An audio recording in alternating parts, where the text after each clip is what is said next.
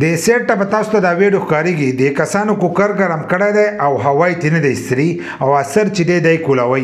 کله چې د دې نه هوا وځي او تاسو د اثر کولاو کوئ نو د اثر ښه په اسانو سره کولاویږي او په دې کې چې څه پراته وي نو هغه تاسو په استعمال کې راوسته شي. خو دې د آرامیتوب دپاره چې دی دا کوکر یې ګرم کړی دی څه به پکې راچولي اوبه به پکې راچولي یا به پکې انګوله پخ کړی نو دې هغه سر چې دی دا په زور باندې کولاوئ. او کله چې دا سر کولاو شو نو دا سر به مالوتی بل دا چې په دې کې کوم انګوله پروت یا په کاسې اوبه پرتې وي نو هغه اوبه چې دي هغه په دې باندې ورغلي نو د مخ بشره چې دا خو به د دې ورانوي. د دې ویډیو سره چې دی دا کم کار چې دي کوي نو د دې سره خو به د دې د مخ بشره ورانوي. بل دا ویډیو چې دی په ټیک ټاک اپلوډ کړی ده چې په دې کې دې خلکو ته څه سبق ورکوي. لکه دې خلکو ته دا وایي چې کوکر دغه شانتې کولاوئ چې هوا یې ورته نه ایستلي ډایرکټ داسې کولاوئ.